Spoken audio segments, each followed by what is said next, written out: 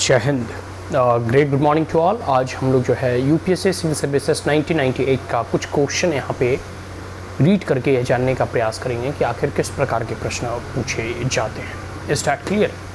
तो जैसे विगत जो है 1980 से 1980 से लगभग हम लोग 1998 तक पहुँच गए हैं। एक सीरीज में हम लोग देख रहे हैं कि प्रीवियस ईयर क्वेश्चन किस प्रकार के अब तक पूछे गए हैं और आयोग के द्वारा UPSC civil services political science और इंटरनेशनल रिलेशन में किस प्रकार के क्वेश्चन पूछे जाने की संभावना है, यह तभी पता चलेगा जब हम प्रीवियस ईयर के क्वेश्चन को देखेंगे और उसका ट्रेंड का एनालिसिस करेंगे। कुछ क्वेश्चन जो हमने नोट्स में लिख रखा है वो है मैं आपको यहाँ पर बताने जा रहा हूँ। जैसे 1998 में प्रश्न पूछे गए हैं, तो 1998 का paper 1 is that clear. Paper 1 section A, इसके अंतर्गत 4 प्रश्न हैं 1, 2, 3 एंड 4 और क्वेश्चन नंबर 1 के अंतर्गत फिर 4 प्रश्न हैं A, B, C and D। Question word compulsory है, ठीक है। तो देखिए यहाँ पढ़ेंगे। क्वेश्चन नंबर 1 से हम स्टार्ट करेंगे कि comment on any 3 of the following in 200 words etch. हमें जो है क्वेश्चन 1 में जो है सभी प्रश्नों के कह सकते हो को जो है 200 शब्दों की शब्द सीमा के अंतर्गत ही अपने प्रश्नों के उत्तर लिखने हैं और इन 5 प्रश्नों में हमें 3 प्रश्नों के ही उत्तर देने हैं, ठीक है। ये मुख्यतः स्टेटमेंट बेस्ड क्वेश्चन है, मतलब किसी महान थिंकर फिलोसफर का कथन दे दिया गया है, उस कथन से क्या अभिप्राय है या उस स्टेटमेंट पे आप कमेंट करें, आप क्या समझते हैं, आप अपनी राय व्यक्त करें। Start clear. So question number 1A, देखो ये सेंट अगस्टीन का कथन है कि sin therefore is the mother of servitude and first gate of man subjugation to man. देखो सीन मतलब होता है मुख्यतः पाप, ठीक है। तो मदर ऑफ सर्विट्यूड है सीन, ठीक है। मदर ऑफ सर्विट्यूड क्यों कहा गया है? क्योंकि इस पाप के जरिए ही पहली बार ऐसा हुआ है कि एक व्यक्ति, एक मनुष्य दूसरे मनुष्य का अधीन हुआ, मतलब गुलाम हुआ। जो प्राचीन गुलाम की प्रथा थी, जो स्लेवरी वगैरह का जो ट्रेड वगैरह होता था या जो स्लेवरी की कुप्रथा थी, उसके बारे में संत अगस्टीन जो है कमेंट करना चाह रहे हैं कि यह एक प्रकार का पाप है जिसके अंतर्गत मनुष्य के द्वारा ही गुलाम बनाया जाता है या अधीन किया जाता है, जबकि प्रकृति ने सभी को जो है बराबर जो है और समरूप बनाकर भेजा है। ये संत अगस्टीन का कथन है। एक बार मैं इसे फिर पढ़ देता हूँ। Sin therefore is the mother of servitude and the first case of men subjugation to man, ठीक है। तो ये संत अगस्टीन का कथन है। आशा करता हूँ कि ये कथन जो है स्टेटमेंट आपको जो है समझ में आया होगा। नहीं समझ में आया इसे 2-3 बार पढ़ें, 2-3 बार सुने और फिर जो है इसका आंसर राइटिंग करने का अभ्यास करें, ठीक है।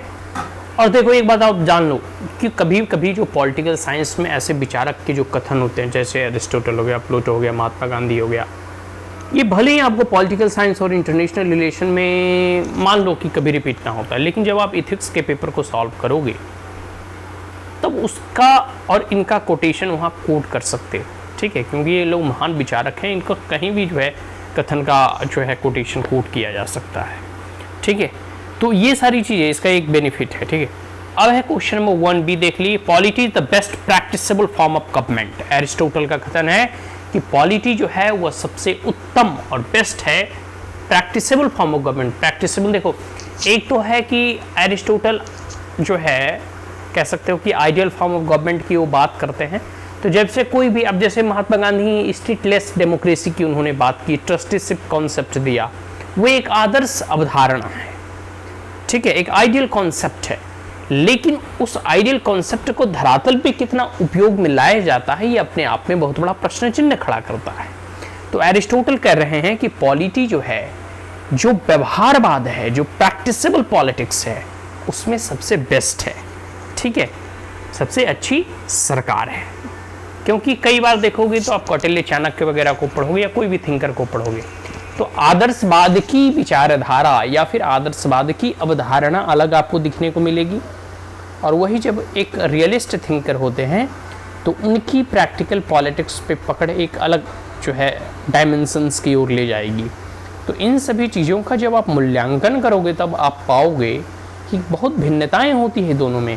कुछ कहना कि सभी लोगों को सच बोलना चाहिए, सभी लोगों को ईमानदार होना चाहिए, honesty is the best policy, ठीक है, ये बड़ी अच्छी कथन है। लेकिन कितने लोग ईमानदार हैं? कितने लोग जीवन में आज तक असत्य नहीं बोला होगा?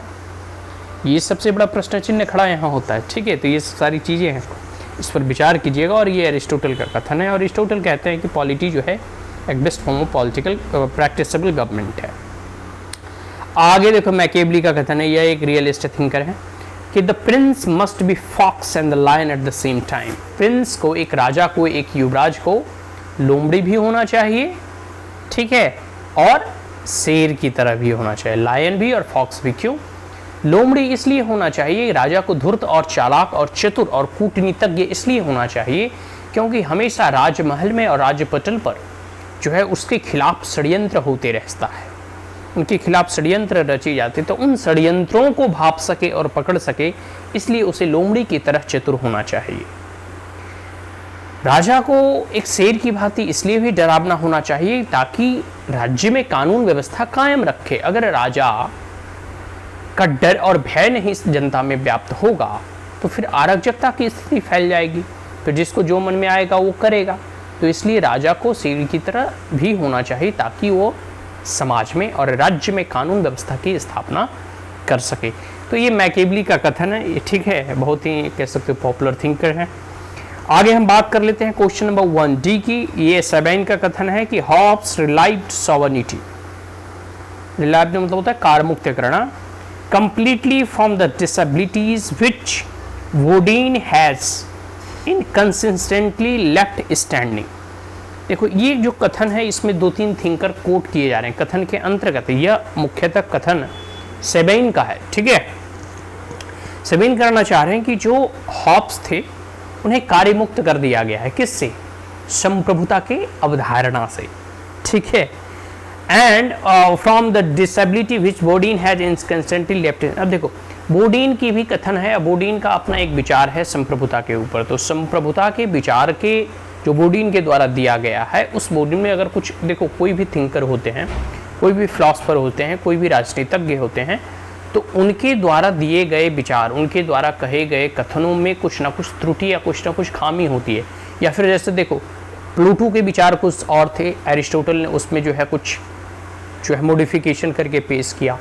तो जब भी कोई थिंकर एक दूसरे थिंकर की आलोचना करते हैं तो वह उस जगह पे यह बतलाने का चेष्टा करते हैं कि अगर इस जगह पर यह चीज़ उपयोग में लाया जाता तो शायद इससे यह श्रेष्ठ होता, या इसके जगह पर इन चीज़ों की अगर यूटिलिटी होती तो वह अधिक जो है श्रेष्ठतम होता।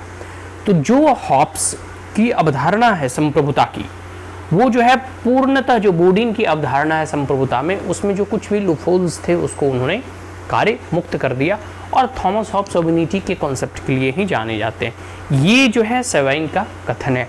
इस कथन से क्या अभिप्राय है? तो सबसे पहले तो आप बोडीन के संप्रभुता के ऊपर उनके जो है विचार को आप पढ़ो, फिर किस प्रकार से जो है थॉमस हॉब्स के विचार हैं उनको पढ़ो, फिर आप इसका जो है सही और सटीक उत्तर जो है लिख सकते हो, ठीक है। ये क्लियर हो गया, 1D हो गया। अब हम 1E को जो है पढ़कर समझने का प्रयास करेंगे।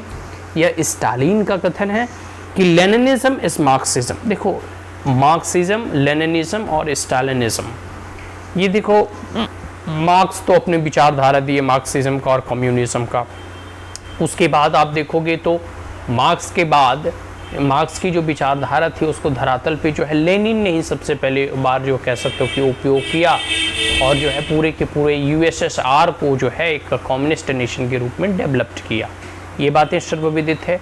लेनिन के बाद स्टालिन बहुत जो है विख्यात हुए, उसके बाद धीरे धीरे जो है डाउनफॉल होते गया रशिया का, और 1991 में ब्रिटेन हो गया। हालांकि अभी चाइना में जो है भी कम्युनिज्म है, बट वो प्रैक्टिकल कम्युनिज्म नहीं है, क्योंकि वहाँ ओपन डोर और लिबरलिज्म के बहुत सारे कॉन्सेप्ट को अडॉप्ट किया गया है ओपन डोर पॉलिसी के तहत। तो ये स्टालिन कहना चाह रहे हैं, स्टालिन जो है वो कहना चाह रहे हैं कि लेनिनिज्म जो है एक प्रकार का मार्क्सिज्म ही है।